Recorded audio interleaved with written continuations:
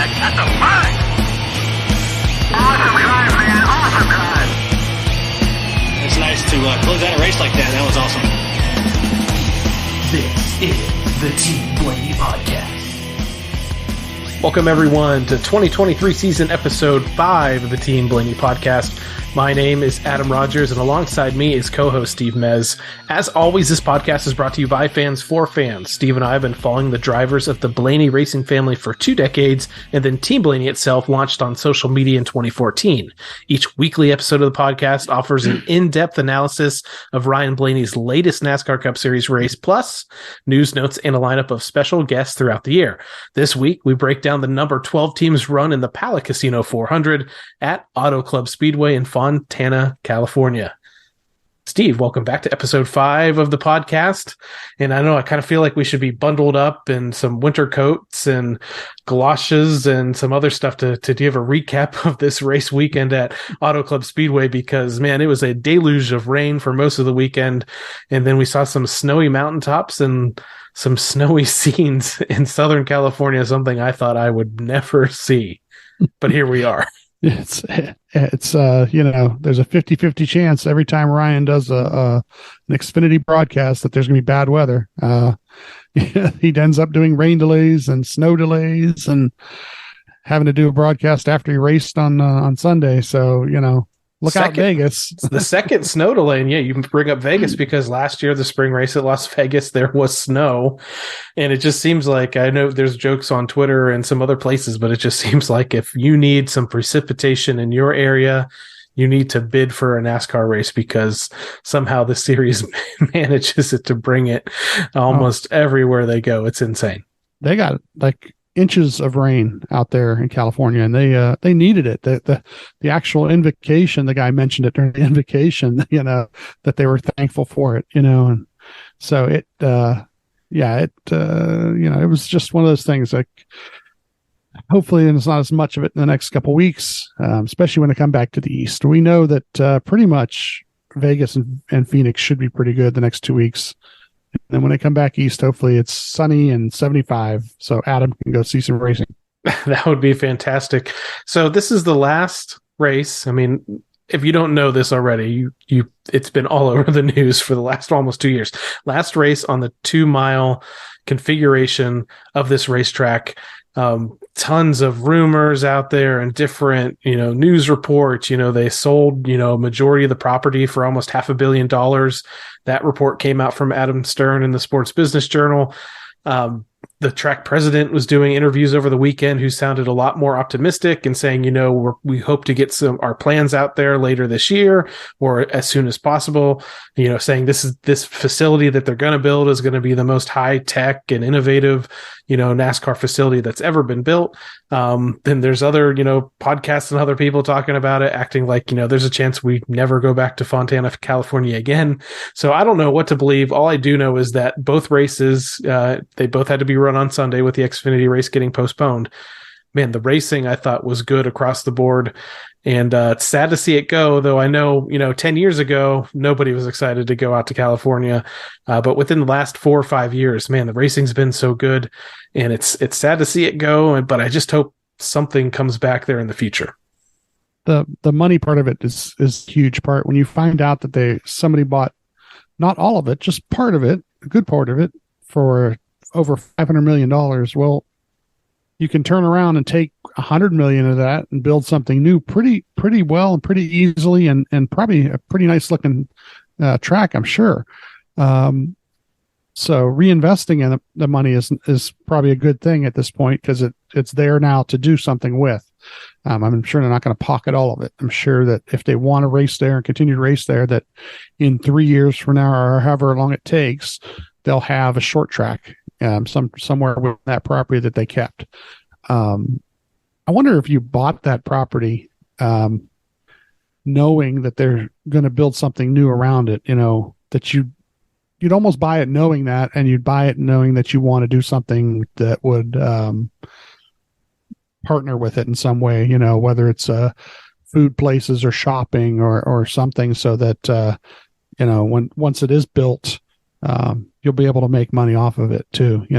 So I think that's all going to probably happen. For $100 million, I could probably build a domed racing stadium somewhere in the Northeast, and have a March race up there somewhere where you're not worried about the weather. Can you imagine? You only need 40 or 50,000 seats. You figure out a way to build the dome so that the exhaust pretty much gets out of there. It'd be pretty impressive, but you also just need to have a lot of that money laying around. Yeah, that's like what I'm you saying. said. You give me $100 million of that, I think I could figure out how to do it. We'll do it. right somewhere around where I'm living. That'd be right between two major metropolitan cities. People could come in from Cleveland, Pittsburgh, Columbus.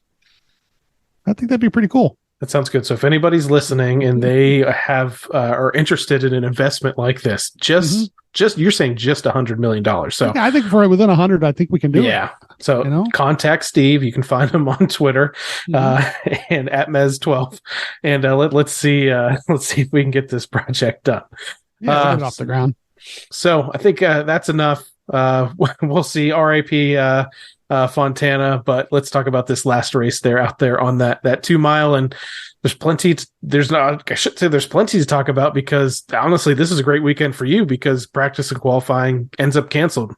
We don't need practice. No practice. If you've yet to do so, make sure you check out our TikTok, because I'm having fun with it. And we're trying to post cute little videos. And when Adam posts YouTube videos, I can go in and kind of like rip through the YouTube video a little bit. And that's what I did. I went and found Jonathan's quote that we got on Daytona, not having practice before the qualifying. And I put that up there because I knew that they were going to get rained out. And you know what? They were ready. I'll say that. No practice or qualifying due to the snow, rain. But with the Matrix, they were starting P9. So not a bad starting spot considering what happened at Daytona. And they were pit stall 31. Nobody in front of them, and the 45 was going to be the guy behind him. The stages were going to be 65, 130, and 200. 12 sets of tires, fuel run of about 47 to 53 laps. And of course, Adam's favorite, the competition caution at lap 15. That's okay. They deserved it. They almost treat those first 15 laps almost as a mini practice session. It was good to be back into the normal flow. I talked a little bit about pit selection at Daytona because they selected an area that had a Chevy in front and a Chevy in back. But this is kind of this team's MO, where they're trying to look for at least a clear in or a clear out that can set them up good for pit stops throughout the day. Yeah. I've made a note here. Worth Racing was the sponsor this weekend. So looking at TV, it was, don't look for the yellow car, because the car was actually the yellow car this weekend. But the Worth Racing is only on the car a couple times a year, but they are major, major, major sponsor for Ryan and Penske with a lot of their different racing series, and they're pretty interactive too. So I was gonna say they're like one of the best sponsors as far as like communication on Twitter. Those guys do it right. Yeah, they put out like every Monday they'll put out a Worth Racing report and stuff like that. So, look for Worth Racing or Worth Racing USA. It's WURTH is how they spell that. And right off the bat, they come off a pit road, and Ryan goes up high on the track during the pace lap. And I may know that because they were kind of like looking to see if there were going to be any water, standing water anywhere, weepers, just to kind of check the conditions of the track a little bit. Ryan gets on the radio and says, would be really cool to win the last one here. And the 20 is going to lead him to the green. He had the pole. Of course, the outside lane is the preferred lane on those restarts, even though they fan out to 4 and 5 wide. It's preferred because the leader's up there, and usually it gets the best push, except for later in the race here. By lap 1, he's up into 7th. But then lap 2 back to 10th. So, like I said, these guys going 5, it gets a little crazy. But in lap 3, he passes the 17 and the 5. He gets to 8th. At lap 6, he's catching the 99 and the 19. He passes the 99 and the 16 on lap 8, twofer, and gets all the way up to 6th at that point. Lap 9, he passes the 20. So the 20 from the start within 9 laps. It dropped all the way back, so Ryan's up to 5th. Ryan's is a little bit tight on entry, about a half a number. Now here's the thing: no practice, no qualifying, going off the notes that they have from last year, the tracks, the similar tracks, the setups, etc. And he's talking about a half a number adjustments. All he really needs. Lap 11, he passes the 19. He's up to 4th. And then he says he's in 3 and 4 is his stronger corner, and 1 or 2 is where he needs a little help. So, he's actually got it diagnosed down to like 2 turns is where he needs his help. They get to the comp caution. He says about a half a number more turn. And this is what Jonathan talked about when he was on the show a couple weeks ago, is they try to give numbers and of adjustments so that he knows how far to adjust. So Ryan gives him that, and Jonathan knows how far that half number is. They go in 4th and come out 7th. They were taking 4 tires, and 2 things happen on this pit stop, because we're gonna, I know we're gonna get into pit stops a little bit. Right off the bat, I'm going to tell you guys to listen to Stacking Pennies. It comes out sometimes Wednesday afternoon. Mr. Ryan Flores is on the show. He's really, really, really, really honest about things that happened with the pit crew. When he came back to Ryan's team last year, if something came up, he would definitely tell you what it was and what happened and what they were battling. So I would say tune in Wednesday. I'm not going to try to diagnose exactly what happened. I'm going to tell you what I've got from what I heard, and my view of the car is through the front windshield on the race view that NASCAR has on their in-car cameras. But what they talk about is that first off, he didn't have the wheel turned enough. There's 2 marks on the wheel. When these guys come to pit road and they hit the sign, they're supposed to turn it when they go to pit the right side, they turn the wheel a certain way to the mark. And then when they come around to the other side, same thing. They turn the wheel to a certain mark so that wheel's out easier once the nut is off. So first off, Ryan didn't have the wheel turned enough. And then he was too close to the pit wall. So when they come around to pit, the left-hand side of the car, the jack man was too close, and he couldn't give a full pump to the jack on a couple of the pumps to get the car up. And I know they use a shorter jack and so forth. So that tells you how close to the pit wall they were too. So these are a couple things that Ryan actually needed to clean up by the next pit stop. And the next one he actually does too. So, but that was they only lost 3 spots with all that going on. So, it really isn't that bad. That tells you how good they are at handling something when it happens. Let's see here. He ends up in 6th because there's a penalty for the 19. So he only basically loses one spot there, 2 spots coming off pit road. If you want to talk about some pit problems, the 19, I think he might have made contact on that pit stop with somebody else, and then ends up losing a wheel. He becomes one of the first that gets this penalty. Was 2-lap penalty, and then the crew members, because they lost it out on the track. So on the track. So that comes a little later here. The 1 car's leader, he takes the top. Ryan takes the top. Restarts at lap 20. Top of 4 things you don't want to hear Josh say.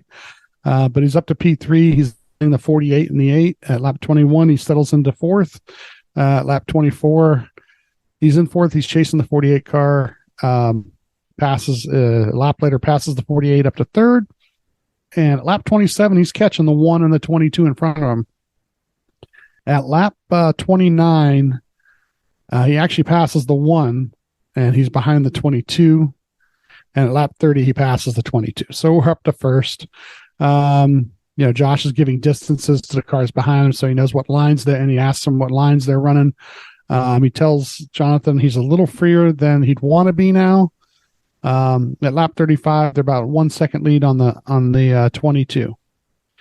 So let's see here. At lap 42, he tells them that he's a little loose, and we get a caution for the 6. May have been helped by the 7. From what I can tell. Ryan tells him at this point it fired off fantastic. So obviously, because the first couple laps, he caught the leaders and passed them. They pit here in the 1st position, and they come out in the 1st position. So, it can happen, and it will happen, and it'll happen more and more as we go along. Because I think a lot of these guys are changing what they did from last year too, with the kind of Actually heard Ryan on Stacking Pennies a week or two talk about right-handed pull and left-handed pull, and they're kind of changing the technique. So, the speed's going to be getting there. It's just going to take live action to do it, Now, I know you already mentioned it, but I just want to reiterate, shout out to Jonathan Hassler and the engineers, because as you said, there was no practice, there was no qualifying, and up until this point in this race, and I know some things will happen here in a few minutes, but man, they hit the setup out of the park. Yeah, right out of the box, boom, right up through the guys, and was the fastest car. Probably was, as fast as the one car all day until the one has its problems or fails. Ryan asked what exact adjustment they made, and Jonathan tells him it's the right rear air adjustment to try and help. Gave him about a 3/4 number adjustment, which is kind of interesting because Ryan usually doesn't ask, but I think he just kind of wanted to know on the restart what he needed to do, because the car was bottoming out a little bit on these restarts, till the air pressure's built up. So kind of like get a little bit of warning, so he knew what to do if it did bottom out. The penalty for the 8 car during this, Ryan, really cool for the choose cone, because you usually hear Josh count down the guys who go low. He goes 1 to the bottom, 2, 3, like that. When Ryan's leader, he doesn't have to say a thing. It's dead silence for watching. Oh, okay, he took the high. And at lap 47 is the restart. Now, same thing here. No Josh on the restart.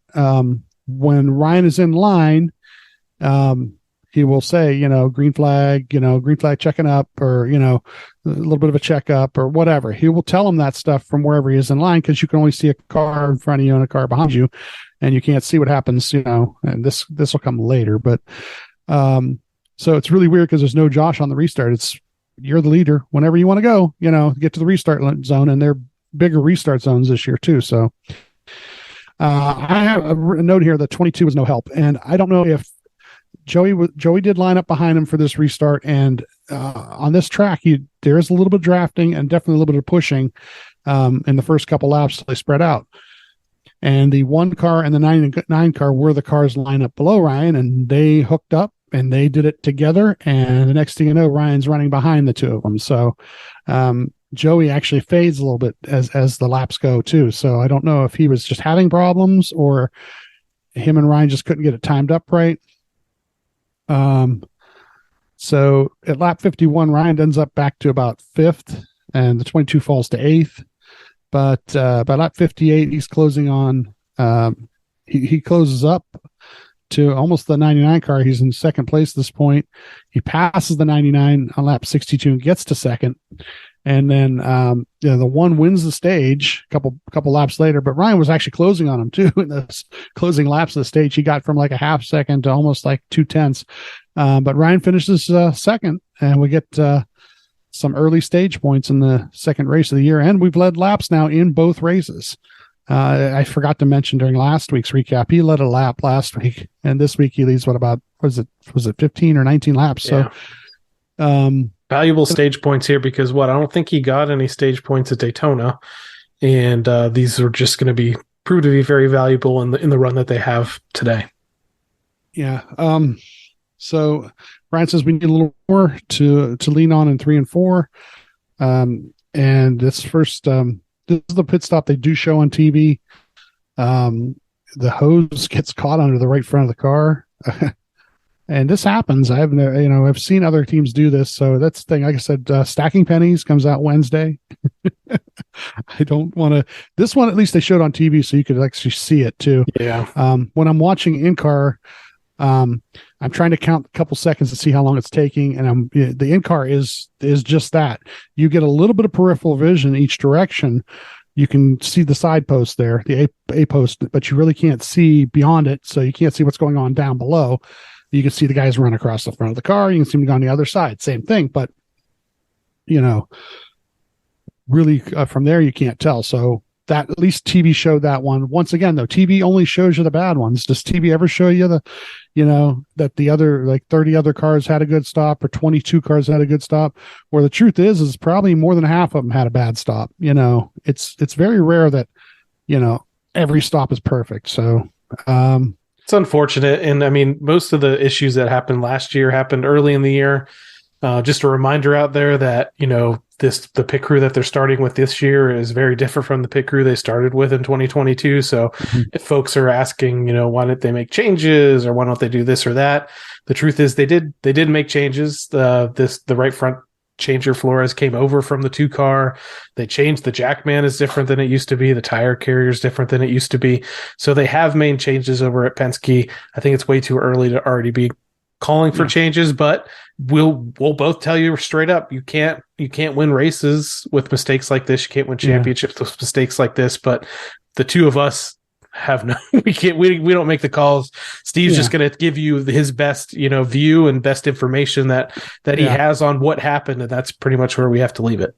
Yeah. From what I see and hear, and I'm guessing sometimes about that, best I can from what I can pick up. But this is the pit crew that almost run the All-Star pit crew challenge last year, and it placed him second to start the All-Star race, correct? Because of where he finished in that, and then they did win the All-Star race. So this pit crew was pretty good, and they'll get there. Better to have this stuff happen now than later. Let's see. The leader is the one taking the top. Ryan takes the top. The restart lap 73. He's been, like I've got here written in here in the hornet's nest. These restarts are crazy. 5 wide, guys diving low, some guys coming across. I notice Ryan likes to, if he's in the low lane on a restart on this track, likes to try to hit the middle. So he likes to stay to like the 3rd or 4th lane, up near the wall, but not up against it till he can get up against it. They settle into about 14th at here, and then we get a caution for the 16. And the 7 hit the Ryan in the left rear on this too. So they're looking for damage. They do head pit here, and they have another issue on this pit stop. And once again, this one they don't show it on TV because Ryan's not running in the top 5 at this point. So the only thing in communication I heard was missed his button. And I don't know if that means on the gun or something. So, like I said, Wednesday afternoon sometime, it's a NASCAR podcast, Stacking Pennies. It's Corey LaJoie's podcast, and Ryan Flores is on there, and they have something called Boats, Pit Road Boats and Woes or something like that is what they call it. So, listen for Ryan. I guarantee you that he will explain it on there. He doesn't shy away from this. He owns up to these things. So whatever it is, he'll explain to you what happened. And, I'm sure he tries to learn from it like everybody else. So for this restart, this is when the 19 loses the wheel on the track right before the restart. So 2 laps, a couple crew members going to be out for a couple weeks. Not the crew chief though, now with the new rule, but, yep. The 3 takes the top on this one, and Ryan takes the bottom. The restart lap 80, and then the lap 82, we get a caution for the 7 with some help from the 45 I have written here. Ryan's up to 18th at this point, and the pit call is Mustang now. So we've got some cars that have pitted. One of the cars that I think stays out is the 42 car. So he's on old tires. And the 22 actually ends up taking the lead on all this, and he's going to take the top, and Ryan takes the top on this restart. And I try to watch it, and you listen to the commentary, and I don't know if this is the old school brake check the field kind of a thing, but Joey looks like Joey brake checks the field. I mean, honestly, I'll side with Joey a little bit on this. And you mentioned it earlier. They've increased the restart zone pretty substantially, and I could see this actually walking through the restart zone at Daytona, to where normally you used to just see that big blue painting that said Geico. It's almost, I don't remember how much it was. It just seems like it almost doubled. So you can't. Drivers are out there laying back a little bit. They're trying to anticipate when the leader's going to go. And, Joey as the leader can go whenever he wants to. And, he didn't fire off early, didn't fire off. And then the guys behind him, I think, went to go. And man, it just causes a huge chain reaction. And that's the biggest thing is that, of course, I'm listening to the scanner too now. And excuse me, Josh is he'll say it. How will he say it? He says green flag, and he'll say something like if it's going slow or something. So he says something about check up because everything in front of him had checked up, and the problem with that is he checked up, but 5 cars behind Ryan did not check up. They came hard. So Ryan had a little bit of space between him and the car in front of him, but nobody behind him gave him that space, and boom, boom, boom, boom, chain reaction. And it was worse than the chain reaction hits at when they did the clash. Yeah. Because, they do the clash and the 4th or 5th car ahead would be the one that would get the spun out or whatever. Well, there wasn't just spinning out here. This was crushing the car because they're at such higher speed than they were at the clash. And was it the 20? I think the rear of the 20, and like you said, Ryan did check up, but it looked like Ryan just completely drove through him, but he had no choice in the matter. And he was just another one that hit another one at that point, and was just hoping with the durability of the car. I'm like, oh, everything should be fine. These cars are really solid, but man, it was pretty bent up. Yeah, they got in there, and once again, a different number of pit stops. They were able to pit before the pit roads open, so they're going to get tail end the longest line, which they're not worried about. The only thing they're really worried about is trying to make minimum speed and hopefully not lose a lap. And the minimum speed I think was 47.5 to make it. And they were running 44-second laps roughly. They think it may have been a bent toe link. As far as they can tell, bent, not broken. Ryan says something is definitely not right in the back end of the car. They pit more, they take more tape. I've got the 12, 31, 38, 41, 6, 10, 45, 20, 51, 77 all involved in the crash. Some of them more damage than others. He's only back to 29th at this point, and they did make minimum speed. But he says it was yawed out in the corner. So, something with the suspension was a little bit off. His steering wheel wasn't off real bad. So, the restart lap 93, he made the minimum speed at that point. He's talking about a vibration. At lap 96, I note he's 2 seconds off the leader. So, 20-some laps, you're going to get lapped, the 11 leads at that point. At lap 102, he's in 28th.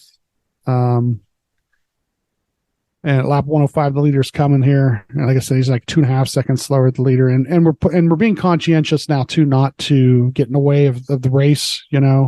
Josh doesn't really give a lot of this or that, except for when the lead pack starts coming. So he knows how to get out of the way. And let's see, I think the 1 is leading at this point. He's a lap down. And at lap 118, I've got the 19 passing, and they're on the same lap. So, the 19 passes Ryan, and Ryan's at 29th at that point. At the lap 126, the leader passes again. He's 2 laps down. The 1 wins stage 2, so he's won both stages. And at this point, Ryan's 29th, 2 laps down. He says tight entry, wrecking loose. And they're telling him we're going to have to fix the splitter. That's part of the problem. The splitter was messed up. So that's the next part of tape that they start doing. They pit 2 different times. The second time they actually put the tires and gas in. So we get the restart lap 137 in 30th, 2 laps down. The 8 goes to lead at this point. And at lap 140 beat a caution for the 77. They're 3 or 4. He's 3 or 4 seconds slower than the leaders right now. Ryan does tell me he needs more rear grip, whatever they can do there. They take the wave around to get a lap back, and this puts them in 28th.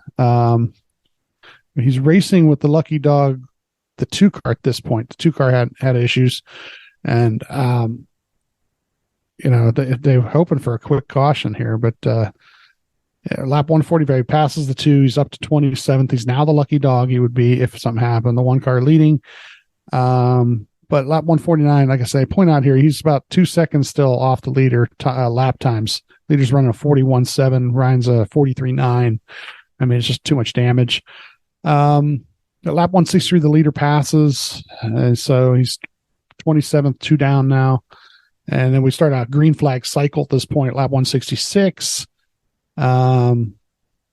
The 23 has an issue, so we gained a spot of attrition there. He retires. Ryan's 26, 3 laps down.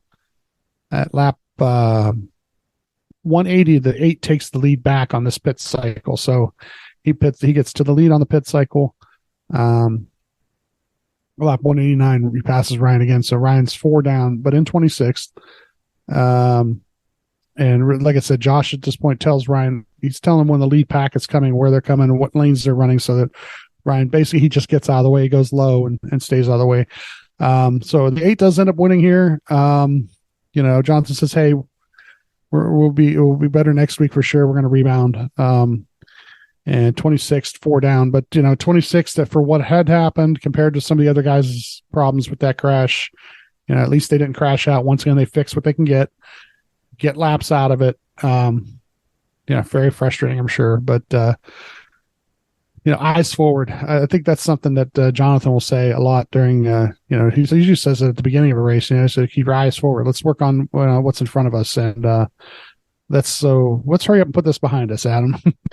Let's get to Las Vegas. Let's get to Vegas, baby. Yeah. I mean, I think that's the only thing you can really do. It's unfortunate. Nobody wants this. It's really easy. I mean, for me, it's a little bit easier not to get angry so far. I mean, I'm a little upset that they had one of the cars to beat, especially really early on. I mean, who knows how that would have changed over the day, over the longer runs and that kind of thing. But I mean, it's encouraging that they came out with so much speed. So I'm going to focus forward to Las Vegas on this one. It's worth noting that he did fall a few spots down here in the points, down to the 12th position now, 35 points from the leader. So not out of it by any means, especially, just 35 points back this early in the season. He can make that up in the first 2 stages this week at Las Vegas. So, I don't really want to dwell on too much from this race at California. So we can focus forward on Las Vegas if you want. I can let some folks know how they can watch this thing this weekend on TV. Yeah, let's viva Las Vegas, baby. So if you're interested, 3 races this weekend at Las Vegas with the Truck Series, the Xfinity Series, and the Cup Series. If you want to catch the action on Friday, you can catch the Xfinity practice and qualifying at 6:35 p.m. Eastern Time on FS1. Then the NASCAR Craftsman Truck Series race is at 9 p.m. Eastern on FS1 as well. Saturday, we're going to have Cup practice and qualifying on FS1, 1:30 p.m. Eastern Time, 4:30 p.m. Eastern Time. You can catch the Xfinity Series race. And then on Sunday on Fox, 3:30 p.m. Eastern Time, you can catch the Cup Series race. Las Vegas is one of Ryan's best tracks out there on the NASCAR Cup Series circuit. Is an average finish of 12.4, 8 top 10s, 5 top 5. So actually pretty impressive statistics there for Ryan when it comes to races in the Cup Series at Las Vegas. It is worth mentioning, though, Steve, that the last 2 visits there in 2022, he had a little bit of a rough go with a 36th place finish in the spring, a 28th place finish in the fall. But prior to that, he had a pair of top 5s, a 7th, 11th. I mean, he's finished 5th in this at this track numerous times. So if they bring the speed that they brought out there to California, to Las Vegas, I think they could be a threat to sit on the pole. Definitely a threat for the top 10. And honestly, if he just qualifies in the top 10, I can see the same script kind of happening, hopefully with some tweaks to where he races his way up to the front. And hopefully they just clean up any of these pit road issues that they had. Hopefully it's just getting the jitters out of the way, getting used to this new, it's not choreography, but some of the new techniques that some of these crew members are using, and just clean things up. And if they can have some clean races, and if they can at least fight for some wins here early on in the season, I'm going to be pretty happy. I like the term script that you used, because that was the character building part of the movie. now this will be like this week. Right now, this should be like the training montages, and then the big climactic finish is coming soon. So yeah, I'm sure that. Like I said, I've said this before, nobody really wants these bad things to happen. So, but the good things, when they're going to happen, and they'll happen in a hurry, and they'll happen in bunches. And I think this weekend's where it starts. Hey, they're going to get a practice. according to the Weather Channel, they're going to practice. So think how good they're going to be when they practice. Yeah. Right, Adam? I know. I can't wait. I have it marked down for Saturday. I'm going to be watching that practice session 1:30 p.m. Eastern time on FS1 or on FS2. So I'm sure you might be tuned in as well. I do. I'm there every step of the way. They'll be learning, and there is something to be said for practice as far as what it does to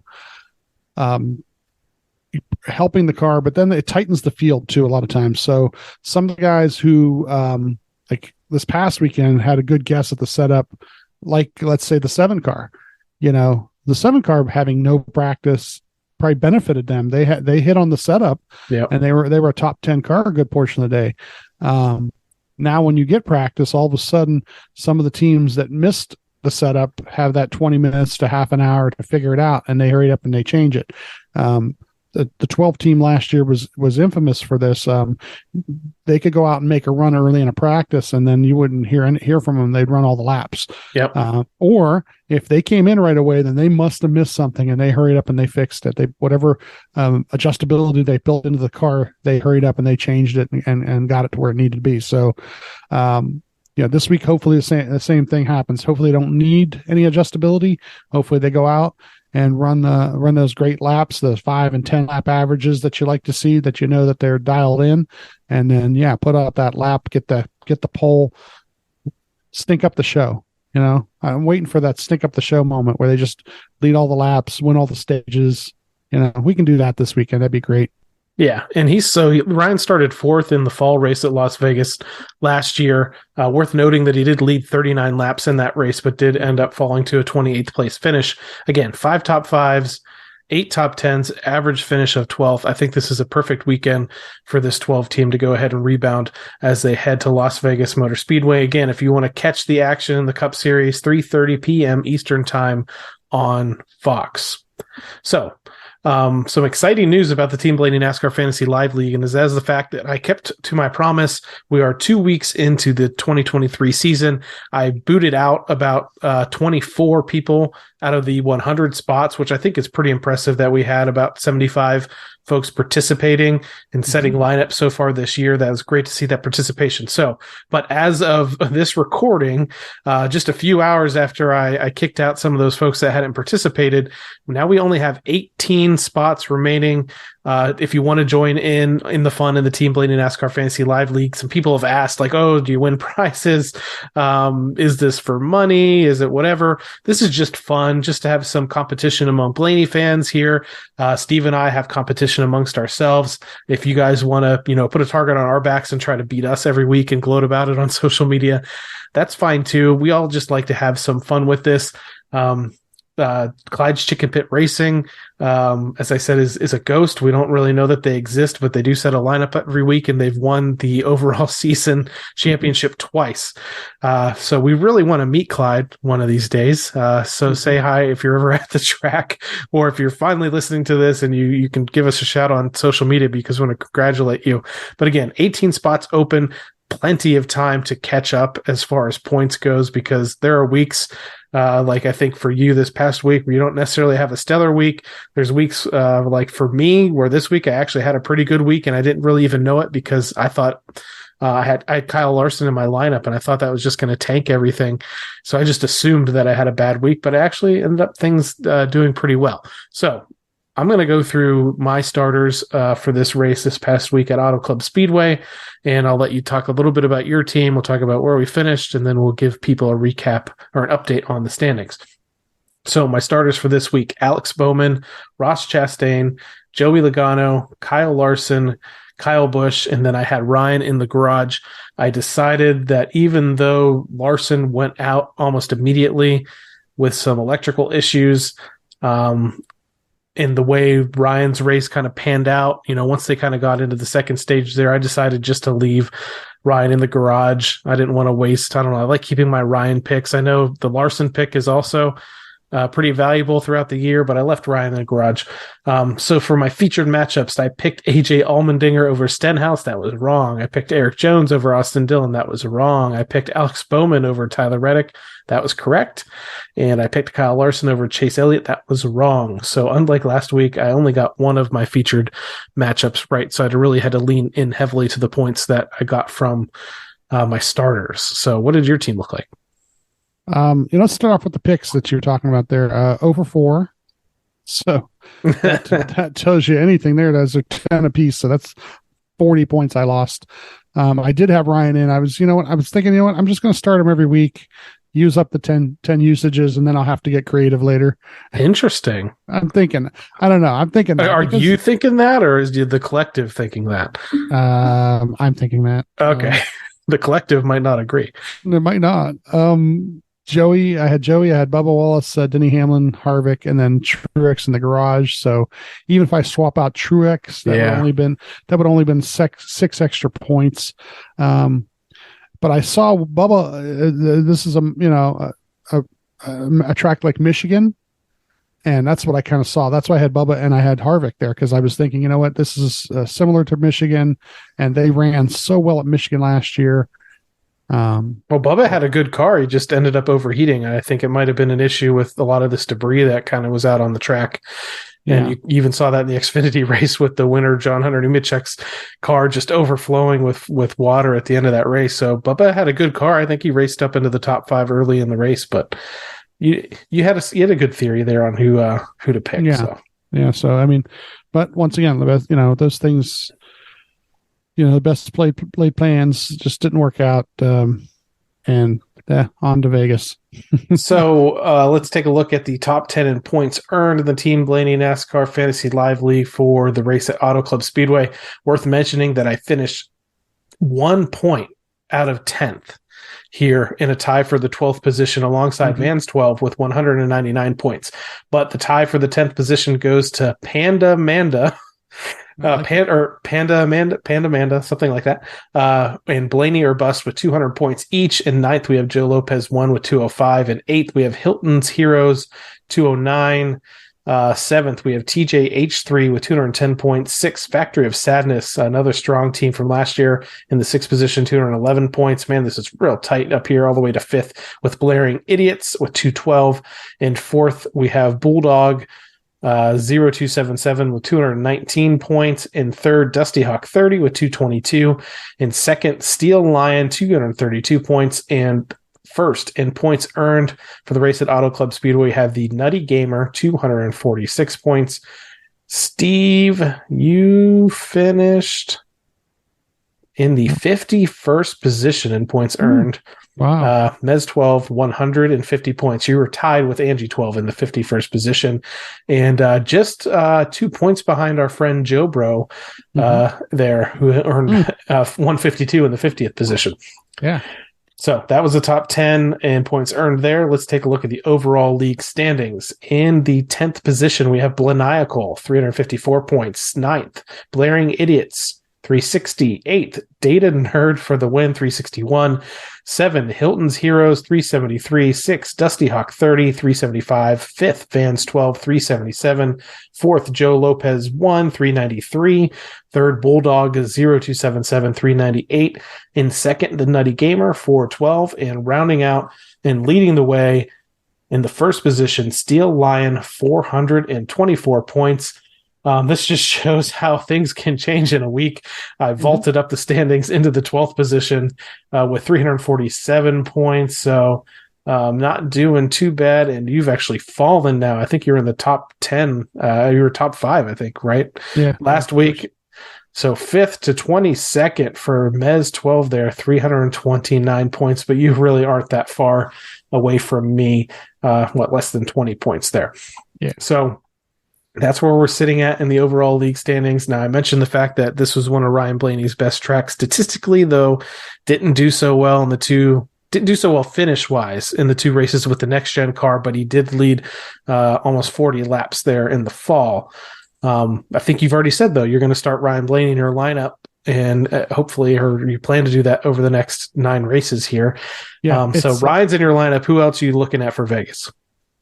I got one right off the top of my head. The track house. I mean, geez, oh man, they come out of the box last week. Both of them, the 1 and the 99. So I mean, Ross Chastain looks like one to beat. Kyle Busch now is going to be crazy good. So I was going to say home track for KFB. He's running in all 3 races this weekend. Yeah, unretiring from the Xfinity series to run for Kaulig Racing. And a truck race to boot. So I mean, and Chevy wants that to go well, especially that truck race. So yeah, I mean he's one, and I don't know if there's a Toyota out there right now that Bell might actually this might be a good track for Christopher this week. So it gives you a little bit of each manufacturer at least to look out for. Yeah, I mean, I'm with you. The Trackhouse, I think we mentioned this and we were chatting before we started recording. I thought, I didn't think it was a fluke last year what Trackhouse was able to do, but I thought the rest of the field would have caught up to them by now. But we're just a couple of races into the season here, and they are not slowing down. That 8 car was fast last year with Tyler Reddick, and then obviously you saw what KFB went and did this past weekend at Auto Club. So he's at his home track. I think there's a pretty decent chance he could sweep the weekend if they put some good cars under him with Kyle Busch Motorsports and Kaulig Racing in the Xfinity series. So we know he's going to have a good car from RCR. But yeah, I think you're right. The Toyotas, I mean, I could see Bubba Wallace bouncing back. He was fast, like I said, early in the race this past week. Still has a lot to prove. So I think that's somebody else to look out for. And I'm probably I'll at least have Ryan in my garage. I'd almost never commit to starting Ryan. He is almost always in my garage, and but if he goes out and wins the first stage, I immediately we'll pop him in there. The Ryan Blaney Family Foundation did a thing this past weekend where you pick. Did you do this? Did you do it? I didn't make any picks, but I saw that on one platform there was somebody that was successful on Twitter. Yeah. So they did on Instagram, Twitter, Facebook, on all theirs, on each one, whatever you make your pick. The pick had to be in here's the funny thing though, is the pick had to be in by the end of stage 2. So this person, I didn't look for the timestamp. I should have went back and looked. He must have waited till near the end of stage 2 to figure this out. But yeah, the winner, if somebody had the correct pick, if it was more than one person, they were going to draw, And sure enough, I started with Instagram today, and I saw on Instagram, nobody won. Okay. And I saw on Facebook posting, same thing, nobody won. And then I went to Twitter and somebody had it. I'm like, oh my gosh. Because if you looked at all the picks in each of those postings on Sunday, they were all like first, second, third, fourth, fifth, I mean, I put to win. What the heck, I think he can win every week. So that's what I did. My wife, I think, might have been 4th or 5th. She thought, he'll have a good day and it'll be top 5 day, whatever. But for somebody to actually pick 26th and to hit it, was amazing. But like I said, they probably waited till right before the end of stage 2 to put the pick in. God bless them. They got it. They were giving away an autographed shirt or something like that. Yeah, I think it's a t-shirt. I think they might need to revise the rule here to maybe even just do it before, but at the green by the green flag, you need to have your pick in because and you just don't want to see this to happen. I did like on the post where they announced that there was a winner. Folks are posting like, please don't guess 26 again. We don't need that bad juju out there. Speaking of juju, real quick too, did you see this thing about a cat on the track? Oh man, I was looking at the photos before I got into the studio here to record, and we may have a couple or a handful of cats in this household. The wife's a big fan, and I was looking at it and I kind of sighed, and she asked what I was looking at, and I'm like, well, a cat got out on the track. Yeah, and there's photos of the cat running around, and then there's photos of the cat being picked up. So I don't think we need to go into the details there, but it's unfortunate as what happened. Yeah. And we've seen that's not the typical wildlife. You usually see the fox at Pocono and some other places, but yeah, man, or rabbits I think we've seen before, but I think it's been a while since we've seen a feline get out on the track, but yeah, this one won't be a mascot anytime soon. No, this is a sad thing, but there were pictures and people think that Ryan may have actually. Yeah. Yeah, he may have hit it. Well, he You may don't not. know. You don't know. It may have not been live when he actually hit it either. It Yeah. may have been already. So it's just a bad circumstance that nobody saw till after the race. I think more or less. That's why I didn't even have it in my report, because it was nothing that we picked up on during the race. But Yeah, that's nothing new. I mean, they these cars have hit other wildlife in the past. I think Earnhardt hit a bird in one of his failed Daytona 500 attempts. Yeah, So yeah. I mean, there's some weird things out there, but you hate to see it, especially I know you guys are animal lovers too. So it was sad to see, and hopefully the cat's in a much better place than we are right now. Yeah. All right, so I mean that was pretty much our fantasy recap there. Cup Series again, heading out there to Las Vegas. Looking forward to the action this week. I think with the way the next gen car has been running on, those 2 mile tracks, the 1.5 mile tracks all last year, I'm expecting it to be another exciting race. And again, this is a race that the 12 team can use as a bounce back week, one of their best races statistically. And I know Ryan's pretty motivated. People saw it was a very long day for Ryan. The Xfinity Series race again was postponed. They didn't run it until after the Cup Series race, so Ryan had to stay along with teammate Joey Logano, and they were both in the booth for the Xfinity Series race. Happy to say Ryan again is going to be in the booth one more time for the Xfinity Series race this weekend at Las Vegas. So again, if you want to catch that and catch Ryan's commentary in the booth for a third week in the row, 4:30 p.m. Eastern time on FS1, that's when you can watch that race. I think Ryan does a really good job when he's in there. I know him and Joey as teammates on the track doesn't always work out, but I feel like him and Joey as teammates in the booth, they do a pretty good job together. The fun part about last night, if you did put it on or find a way to watch it, was they were a little bit punch drunk.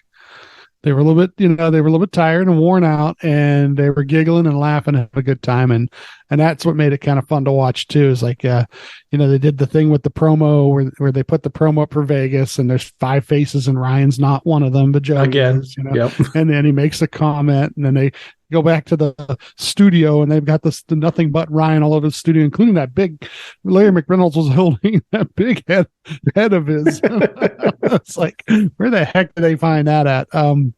So they're having a good time, and the racing was pretty good to watch too. But it is cool to listen to Ryan. Him and Joey together in the booth are kind of interesting. I don't know who Ryan will be with this week. It'll be somebody else, I think. It kind of weird because depending on who it is, like, I hate to say it, but Joey takes up a lot of oxygen in the booth. He does talk. I think he does. He has some good points, but yeah, you're right. I mean, Ryan was in there with Austin Dillon at Daytona, so I'm not sure if it's Austin again or another person, somebody else. So, but when it's somebody else, like when it's Austin, Ryan was more of the lead guy. They're both color commentary, but you could kind of tell, like, the first line was always Joey, unless Adam Alexander actually handed it straight to Ryan, so that dynamic's a little bit interesting to listen to too, or what type of commentary he gives on situations. They've already made like a meme out of the was it Sheldon Creed almost crashing on the backstretch? Because that car, that looked like it should have been totally wrecked. He did not back that in the fence. He stayed in the gas the whole time and kept that thing off the fence. So that if you go check out videos of that, TikToks, hey, go to TikTok. There's already TikTok memes of it just going crazy with different sounds and stuff on it. So, that's pretty funny. So again, tune into the Xfinity Series race if you don't normally do, because you'll see our guy Ryan Blaney up there for a third week in a row offering his color commentary.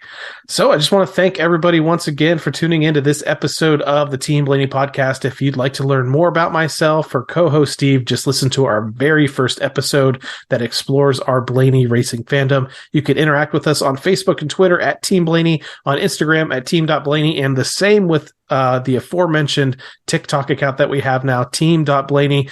Mez puts up a bunch of videos throughout the week. I'll put up videos if I'm at the track or if, something sparks my interest. Mm-hmm. But for the most part, if you're wondering, Steve is the mastermind of that TikTok account, and he's having a lot of fun with it. So he's definitely going to encourage you to follow. Yeah, follow and comment on stuff and like, and, and hopefully we'll be able to put out some more stuff, take some more pictures, find some more things that we can put up that are funny or interesting, music and style of put put a song behind this California song that I know behind some of the videos that, it's some different things like that you kind of like, if you pay attention, you'll catch it, so yeah, please do that, and in the I know we're going to talk about the Ryan Blaney Family Foundation in the next couple of weeks. We're going to have somebody on from there, talk about the upcoming events they've got this year. So, check out that too coming up. Yeah, I would definitely check out the TikTok because that's been fun so far. Lots of likes and lots of views, and hopefully people like what we do.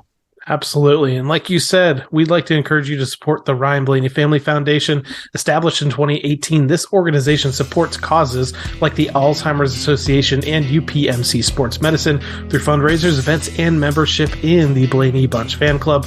To learn more, visit RyanBlaneyFamilyFoundation.org, or you can follow them on Facebook, Twitter, and Instagram. They are very active there. So for my co-host, Steve Mez, I'm Adam Rogers. We'll catch you next time right here on the Team Blaney podcast. Good night, Brussels. Well, thanks everybody for coming. I hope you enjoyed it.